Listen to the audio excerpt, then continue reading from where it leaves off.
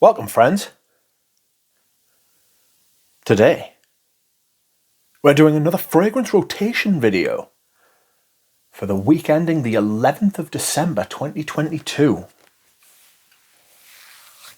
Cold. And it has been cold. Be left in no doubt. My picks this week reflect that extremely accurately. It's absolutely Baltic out there. I don't recommend it. But I have enjoyed the ability to wear these deeper, darker, richer fragrances. And so, as always, we will start at the beginning. And on Monday, I wore, maybe for the first time, maybe not, Amber Absolute by Tom Ford. Yes, this is fantastic. I love it. This was the precursor to Tobacco Oud. I can tell by the spices. I don't know whether it's the palette of ingredients that they've had to choose from, or whether it was a conscious decision. Excuse me. But the structure of this with like some spiciness, some resin, it's definitely got more in it than the note listing would have you believe, It's rich, smoky, dry. I find it very dry. Tobacco Oud's got this kind of wetness to it, right? Obviously from the tobacco. But this has this kind of smoky, more along the lines of L'air du Désert Marocain. They don't smell that similar, but they've definitely got a similar vibe in this kind of warm dryness, And I enjoyed wearing this greatly this week. Got to baby it though. Excuse me for coughing. Got to baby it though because it goes for outrageous prices. I don't think it's worth outrageous prices personally. But it is very good. And Tom Ford always gets rid of the good ones. Well, they all do. It's a bit harsh on Tom. Like, there is a bottle, 50ml on eBay right now. I can see it. 650 quid. Absolutely bonkers. Anyway, next fragrance. Next fragrance is Antaeus by Chanel. The first wearing of the season for me, I think. Absolutely love this stuff. One of the best leather chypres ever made. This is my modern version. I believe mine's a 2016 or 2017 bottle. I've got to be honest. People ask us if it's still worth buying, and I do think it's still worth buying. It's better than fragrances 2 and 3 times its price point that are out on the market still. In that context, it's definitely worth still buying. In the context of how does it compare to its former self, honestly, the older bottles are much better.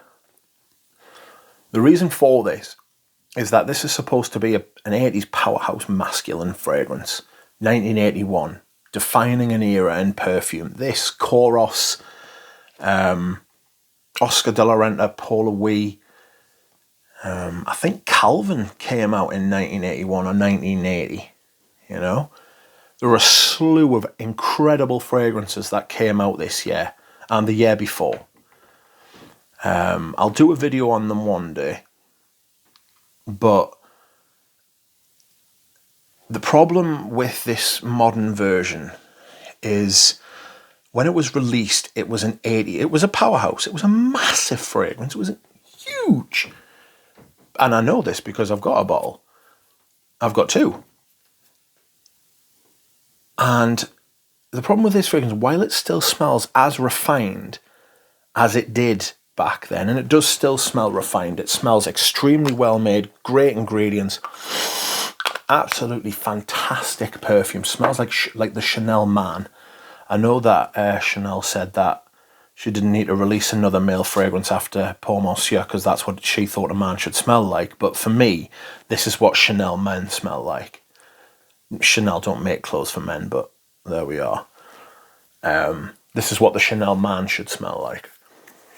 And it's not a powerhouse anymore.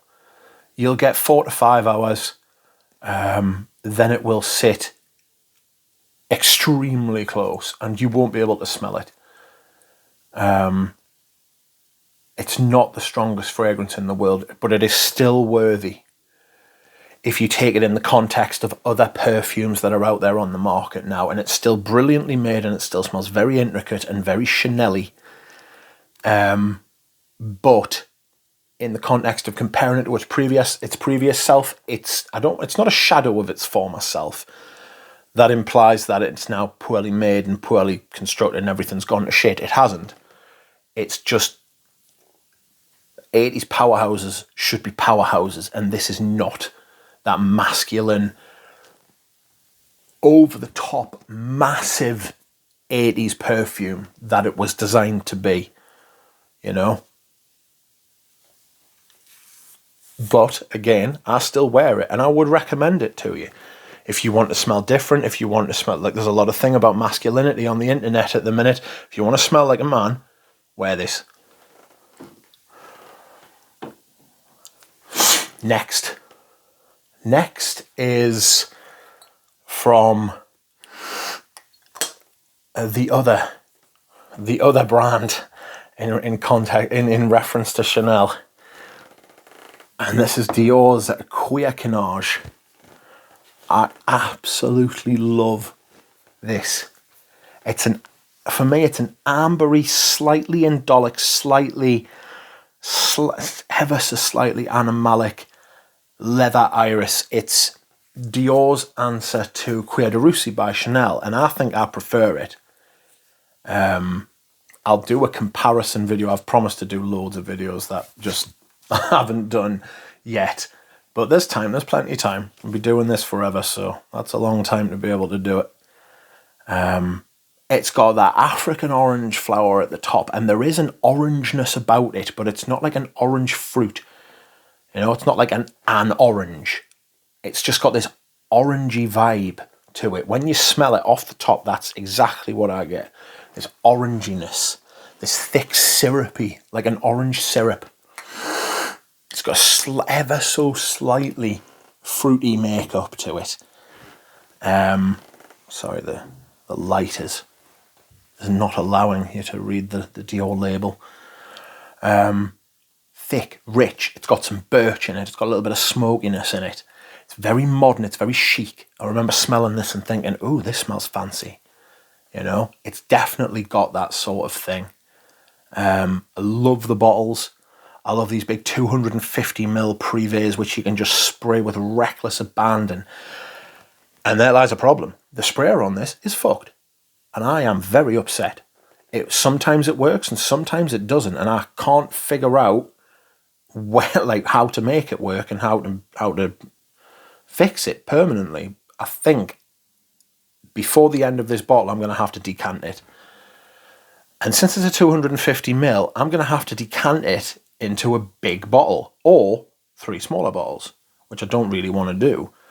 But that's a problem for another day. This is an absolutely amazing ambery leather iris perfume. I don't know if you can still get it, but I absolutely love it. And that is what I wore on Wednesday. Thursday I wasn't feeling too well. I didn't get up and out of bed until the mid-afternoon. I was that kind of unwell, you know. Just had to stay in bed. And I was lying there and I was thinking to myself about perfume as I do, and then I was like, oh shit, I'm not wearing a perfume. So I had to get up and decide something to wear, and I don't know why, and I don't recommend doing this. I don't recommend you wear this when you're unwell, because it did get a bit much, and it is a little bit narcotic. And the perfume I decided to wear was Opium Pour Homme EDP. It's got this almost sickly kind of sweet, cloudy narcotic vibe, you know. I don't know if you've ever taken opiates for, like, you know, if you get codeine off the doctor or different kinds of like opiate, like any drugs in the opiate family, they will make your stomach feel a bit wavy, a little bit wobbly, and that's what this fragrance does for me, even when I'm not unwell. It's got this thick, rich, very, almost too rich. You know when you eat rich food and you have a little bit too much and you're like, oh, it's got that sort of thing. Black currant, and the star anise really shone. I really got the star anise on Thursday when I wore this. It's still beautiful. I absolutely love it. And I've got a vintage bottle, but I've also got this. I don't know how easy it is to find the even this version, the modern EDP or the modern EDT. It's one of the two. They're really difficult to find. This is a really good price. It's only 50ml. It's a really good price when you could get it retail or wholesale or discounters. And if you can and you spot it and you like sweet fragrances that don't smell like bubblegum, you should definitely look this up. It's got this cloudy, billowous kind of quality, you know. Excuse me whilst I hydrate. Ah, that was lovely. So, Friday I decided to wear, once again, my cloth. I need to get my cloth because it's got fingerprints on it. I knew that was going to happen. I just dropped something on the floor leaning for the cloth. I need to get one of those microfiber things Eugene's got. Let's have a look. Here we go, that's a bit better. I've got a muslin cloth, which is doing the job very well. This is Dior's Leather Oud. It can't even fit in the shot because it is massive. This is smoke, leather, slightly pissy, animalic, dark, rich. This is when I'm just going to get fingerprints on it again. This is when the Privé line was one of, if not the best. You know, 2011, 12, 13. And they were releasing stuff like Ambre Nuit, Leather Oud, Patchouli Imperial, Mitza. I mean, Bois d'Argent had already been out for a while, but Oud Ispahan, all of that kind of thing. Very dark, smoky woods. And it's got this amazing beeswax note in it, which gives it this creamy kind of...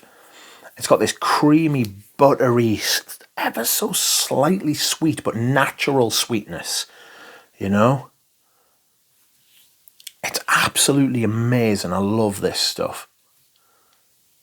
And I've only used, I mean, it's almost down, I mean, this is a 450ml bottle, so that should tell you, this is down to like nearly where the label is.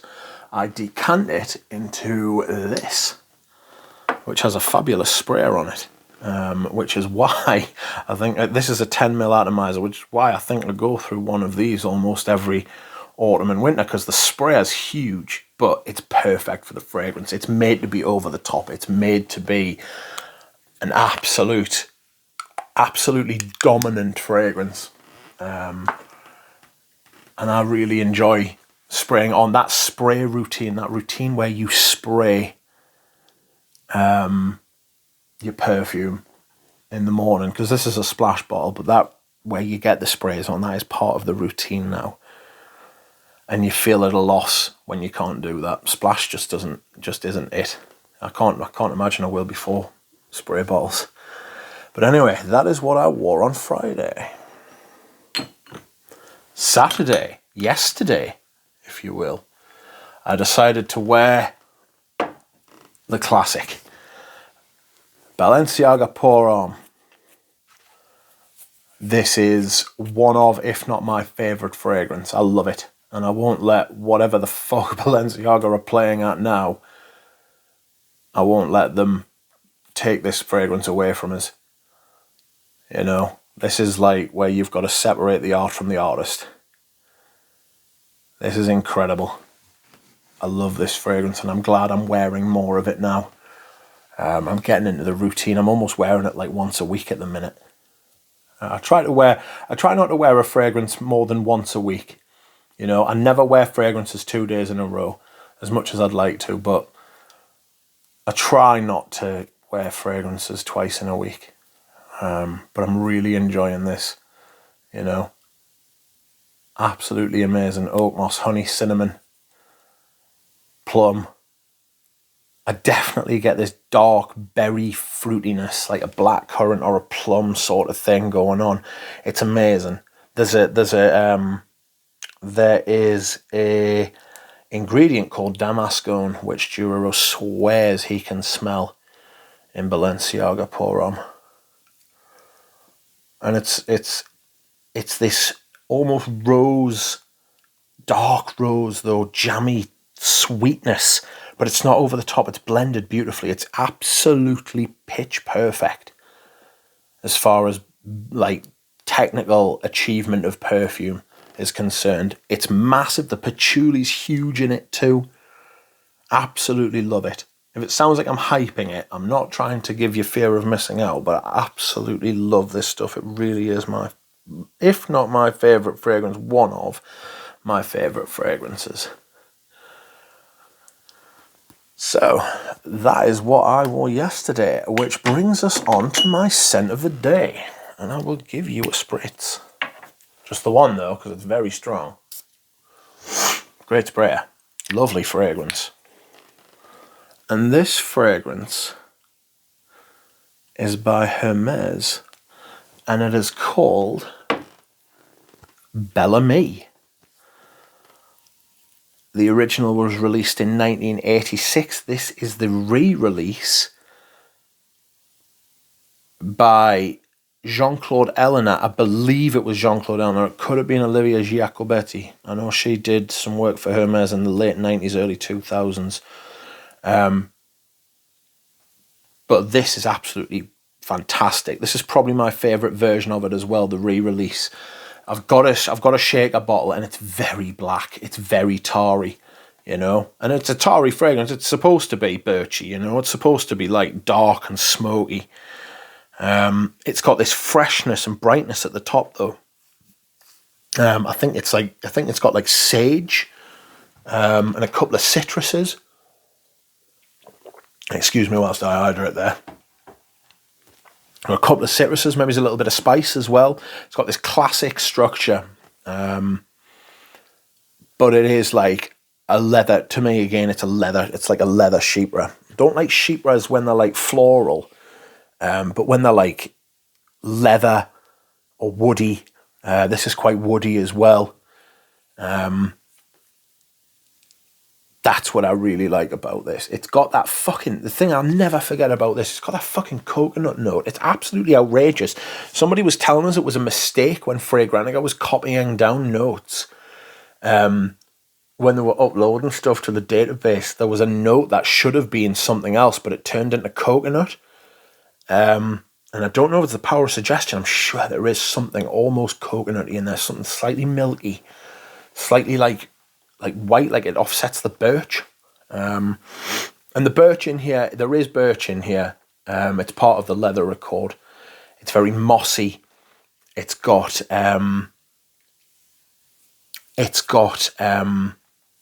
but it's probably got patchouli. I mean, you can say that because almost everything's got patchouli in it.